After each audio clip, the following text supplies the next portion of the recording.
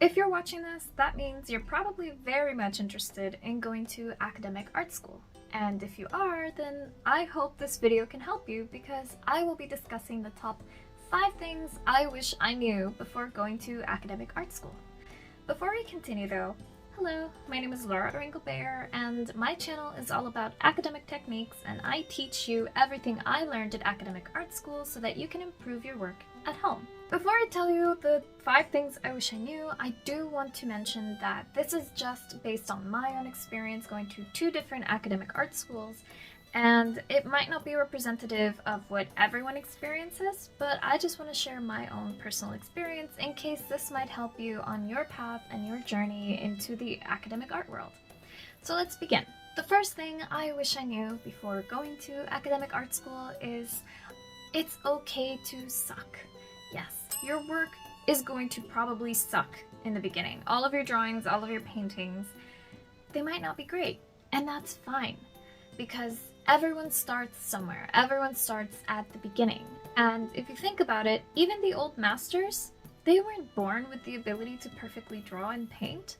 They started where you are. They started at 0. They improved their skills by being consistent and practicing and painting. So the best thing you can do is be kind to yourself. Accept that in the beginning it will be very hard, just like it is when you're learning any other skill. And just like any other skill, you're going to improve as long as you stay consistent and trust the path and the journey that you are on. And remember that your worth as a person is not determined by your skill, because your skill can always improve. Your worth is already there. The second thing that I wish I knew before going is that you should not compare yourself to your peers. And by peers, I mean your classmates and the people around you at art school. And I say this because by comparing yourself to them, you will make yourself suffer because you will forget that you yourself are improving and you are on your own journey and your own path. Everyone is on their own path. So if you stay consistent and you stay in your lane and you focus on yourself and your work and how you can improve, then it will be much easier and you will enjoy seeing how you go from 0 to 100 or even 200 in your journey. I also want to bring to mind that the old masters, they didn't compare themselves to each other in their school. What they did was they looked to their past. They looked to their old masters. And they investigated, hey, how did this guy do it? How did that guy do it? Not necessarily someone in their vicinity, but someone who was already at the peak of their abilities. And for that reason, I recommend doing the following. Look at the old masters for guidance. There's an app that you can download that I love, and I discovered it when I was at Angel Academy of Art, and that app is Google Arts and Culture. And this app is amazing because it is free, and you have access to tons of paintings by a lot of the old masters. So here's an example of a William Adolphe Bouguereau painting, and this painting is amazing because I can literally get so close into the grain of the canvas. I can see every brushstroke, and it is a great way to investigate what the old masters were doing. The third thing I wish I knew was that it is going to feel a little bit like being back in high school, in both a good way and a bad way. And the good way is that you will make lifelong friends and you will meet people who share your interests and your obsession and all of the things that you love about painting.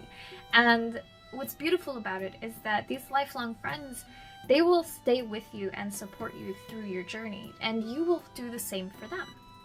So that's the good part. The not so great part about it feeling like high school is that you might meet people who are not very nice and who unfortunately will challenge your inner peace. And I personally experienced that, and it's really hard when you know there's a group of people who are maybe talking to each other and saying negative things about the people around them. And I think, you know, this is something that happens anywhere where people are in close proximity to each other, but what I recommend is stay away from the negativity. Stay away from those people who make you feel like you are worthless. Because like I said earlier, your worth is unlimited. Your worth is something you can't even measure. So stay away from the negativity and keep close to the people that bring you that positivity and that support. And you yourself can create a safe space for learning and supporting each other and helping each other. The fourth thing I wish someone told me before going to academic art school is that it is a great place for networking, and you will meet so many awesome people and make so many great connections at academic art school. And that is because the academic art niche and the realist niche is quite small. It is a small group of people in general, and so you might meet someone who knows someone who knows someone who maybe will become your next mentor or your next teacher or your next best friend who ends up making a show with you at a gallery somewhere. And for this reason, it's really important to always be open and always listen to others and be supportive and kind, because you never know who they know who might be your next stepping stone to growing as a person or as an artist. Finally, the fifth thing, and in my opinion, the most important thing that I wish I knew before going to academic art school is don't give up on your dreams. If you're like me, you probably decided to go to academic art school to learn the techniques that you need to make your vision come true. And that vision is the vision for your work and the vision for what message you want to give to the world through your work, through your paintings. And it becomes very easy when you go to academic art school to fall in love with technique, to fall in love with painting the perfect portrait or the perfect figure or the perfect still life. And that's great. And if you love doing that and you have a message that you want to convey through that, that's awesome. But if you had a different vision for your work, then don't forget it. And what I recommend so you don't forget it and you hold on to that vision is always draw or paint outside of class and paint those things that you want to see in your work, and focus on using the tools and the techniques from art school so that you can improve in the direction that you want to take your work. If you made it to the end of this video, thank you so much for watching. I really appreciate all the support, and I truly hope that what I am telling you guys in these videos has been valuable. And if you have any comments or any other things that you want to know about, please comment them below, because I love talking to you guys. I love hearing your feedback, and I want to be able to give you guys the absolute best information that I can possibly give.